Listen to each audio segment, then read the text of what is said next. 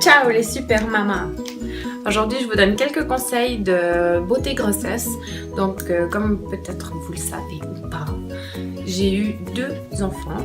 Donc la première qui a 2 ans et la deuxième qui a 5 mois et des poussières. Donc je sors de 2 grossesses un peu l'une derrière l'autre et je vous ai un peu concocté mes principaux conseils beauté que je peux vous donner quand vous êtes enceinte et qu'on vous dit « Oh mais t'as l'air fatiguée !» Allez, tu m'étonnes, je dors 20 heures sur 24. Oui, je suis toujours fatiguée.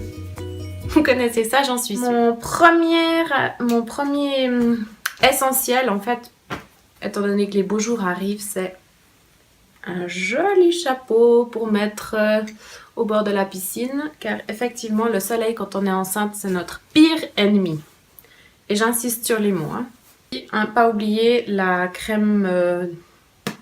écran total pour le visage et pour le corps.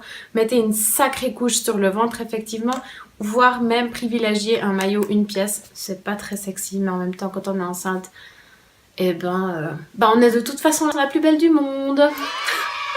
Donc, mettez un écran total sur le visage. Vous pouvez aussi en acheter un pour le corps, spécial corps. Vraiment, moi, je vous dis, hein, vraiment, je vous le redis, soleil, attention, voire même n'y allez pas. Mais ça, je l'ai trouvé très bien. J'ai eu une vilaine tache pour ma deuxième grossesse qui m'a fait très peur. Et c'est pour ça que j'ai acheté ce produit. Il y en a plein d'autres. Que celui-là est très bien. Ça me convient tout à fait. Ensuite, au niveau des crèmes. Anti-vergeture. À part ruiner votre porte-monnaie, ça va rien faire. Je vous explique. J'ai mis des litres de celle-là pour ma deuxième grossesse. Et qu'est-ce que j'ai eu ? Des belles vergetures sur le ventre qui m'ont explosé le ventre. Alors que pour ma première, j'ai rien eu du tout. Bon, mon bébé faisait 4 kilos pour la deuxième grossesse, contre 3,3 pour la première. Ça a peut-être aussi influencé la chose.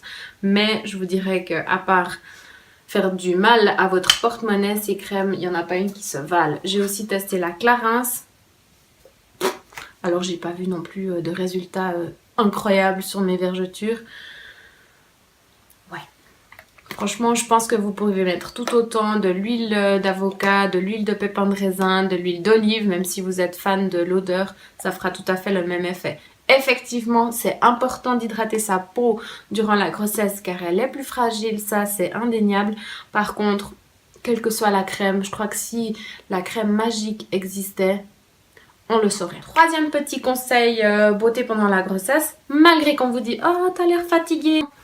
Bref. Même si on vous dit ça, privilégiez l'effet bonne mine. Donc un coup de blush le matin, un petit coup de mascara pour les flemmardes et un petit coup de gloss sur les lèvres. Ça fait tout de suite un petit peu relever votre teint de femme enceinte. Les cernes, etc. On n'en parle pas. Il arrive également, et là il y en a une qui va se reconnaître, qu'on a des jolis petits poils noirs foncés, épais, gros, qui poussent sur notre ventre pendant la grossesse. Oui, oui, que du bonheur la grossesse. Donc, important. Rasoir, interdit. Interdit le rasoir. Ça va être que pire quand vous serez plus enceinte. Si vraiment le petit poil noir que vous avez juste à côté de votre nombril vous dérange, alors dans ce cas-là, c'est pince à épiler et rien d'autre. Dernier petit conseil au niveau lecture.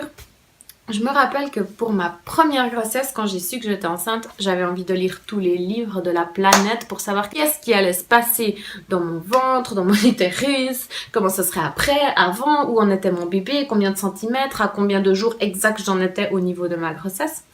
Donc les livres que j'ai beaucoup aimés.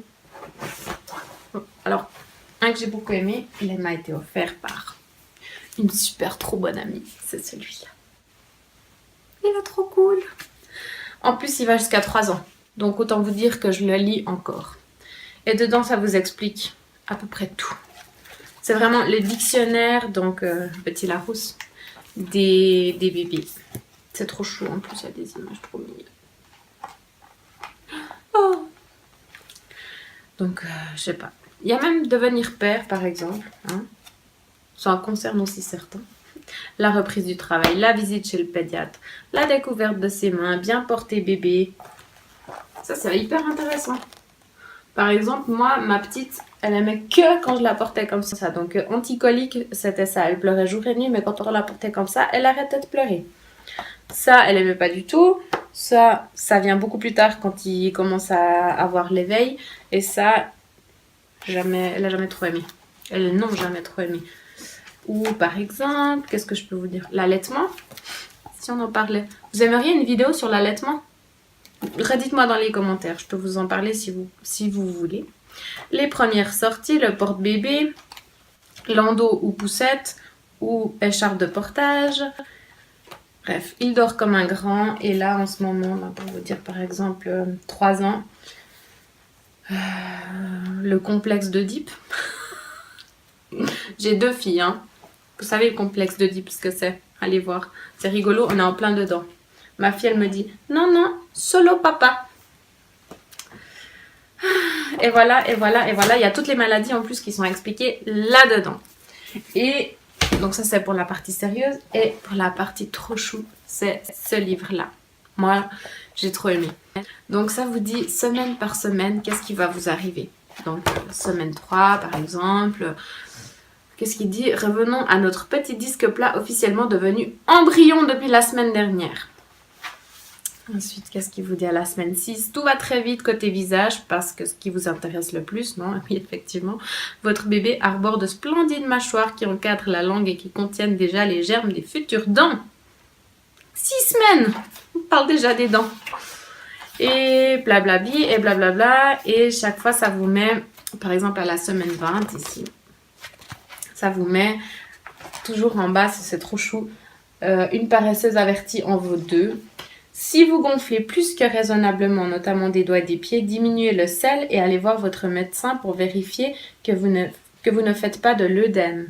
Bref, moi j'ai adoré ce livre. Je me rappelle que pour ma première grossesse, je changeais de semaine tous les mercredis. Donc tous les mercredis soirs, pétante, je lisais ce livre en me disant « Ah, qu'est-ce qui se passe aujourd'hui avec mon bébé? Où c'est qu'il en est ?» Et en plus, vous avez ici chaque fois combien il mesure, 16 cm pour 135 grammes. Voilà.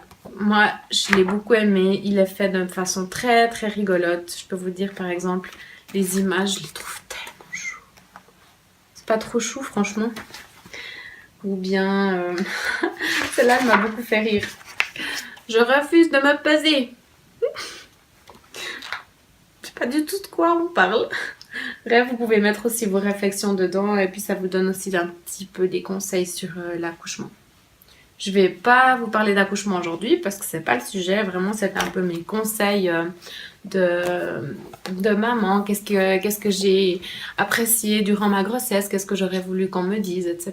Donc, voilà. Ça, c'est pour côté lecture. Un dernier petit conseil, et pas des moindres, c'est le sport. On en parle ou pas? Bon, c'est clair que la course automobile, le saut à cheval, etc., c'est non. Par contre, oui pour le yoga prénatal, oui pour aller marcher, et encore mieux, oui pour aller nager. Et ça, je peux vous dire que je l'ai énormément fait pour ma première grossesse, nettement moins pour ma deuxième parce que c'était la canicule et il faisait 40 degrés et je sortais plus de chez moi. Mais pour ma première grossesse, j'ai beaucoup nagé et ça m'a fait extrêmement du bien. Et ce qui était rigolo, c'est que chaque fois que j'allais dans l'eau, j'avais ma petite fille qui me montrait qu'elle était très contente d'être dans l'eau. Donc oui, c'est vraiment un sport qu'on peut continuer à pratiquer. J'ai été nager jusqu'à 1 semaine avant d'accoucher pour ma première grossesse. Et vraiment, c'est clair que vous pouvez pas le faire si votre gynéco vous dit que vous avez des problèmes, si votre col est ouvert, si vous devez rester couché. Là, on parle pas de ce genre de cas. Mais pour toutes celles qui peuvent encore se mouvoir jusqu'à la fin de leur grossesse, alors moi, je vous recommande ce sport qui fait énormément de bien. Sinon, ce que je peux encore vous partager durant la grossesse, c'est que oui, on se sent grosse. Oui, on est grosse. Oui, on gonfle de partout. Il y a des femmes qui se sentent incroyablement bien dans leur corps en étant enceinte, d'autres absolument pas du tout. Pour ma part, c'était un entre-deux. Je trouvais ça rigolo d'avoir un ventre gros comme une montagne. Mais le ventre, je trouvais ça rigolo, mais de voir mes pieds, voir mes bras, voir tout gonfler, je trouvais ça un peu moins drôle. Voir le nez gonfler à la fin, ça c'est le truc. Genre à quelques jours de l'accouchement, le nez en général des femmes, je sais pas, il devient comme les petits nains dans Blanche-Neige, un peu comme ça. Donc voilà, ça fait partie de la grossesse, mais ça passe et oui, ça vaut la peine pour tout ce qui arrive par après, pour tous ces petits sourires le matin, pour tous ces câlins, pour les nouveaux mots qu'ils apprennent, pour les nouveaux caca qu'ils font quand ils commencent à manger pour de vrai. Bref, tout ça, ça vaut tellement la peine, c'est tellement chou et je pourrais pas m'imaginer vivre sans eux. Partagez-moi en commentaire si vous avez aussi des anecdotes à me raconter sur votre grossesse ou qu'est-ce qu'on a pu vous dire, par exemple à la caisse. Il y en a 4, il y en a 5, non, il y en a juste un. Donc voilà, je vous fais d'énormes bisous et puis je me réjouis de vous retrouver bientôt.